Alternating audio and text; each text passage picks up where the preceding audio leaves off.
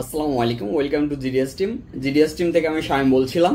তো আজকে যে বিষয় নিয়ে কথা বলবো, এই মোবাইল টেকনিশিয়ান যারা আছেন জিএসএম সেক্টরে, অনেকেই মনে করে থাকেন শুধুমাত্র মোবাইল ফ্ল্যাশ আনলক এইগুলাই আসলে এই সফটওয়্যার আনলকের কাজের ভিতরে পড়ে। আসলে বিষয়টা তা না।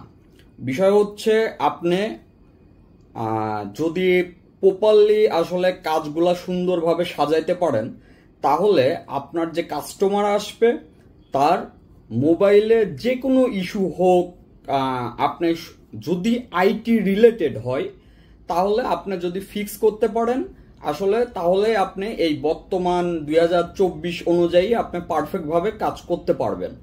তো এমন না যে শুধুমাত্র আপনি ফ্ল্যাশ আনলক এই সার্ভিসটা দিলেন তাতেই আপনি বেটার থাকবেন। আসলে এখন বর্তমান বিষয়টা তা না।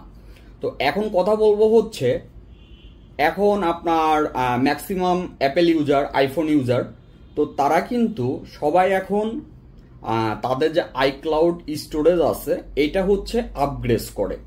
কেউ হচ্ছে বিভিন্ন অ্যাপস ক্রয় করার জন্য করে, আবার কেউ আছে হচ্ছে আপনার এই যে তার যে বিভিন্ন দেখা যাচ্ছে পিকচার এগুলা স্টোরেজ করার জন্য করে।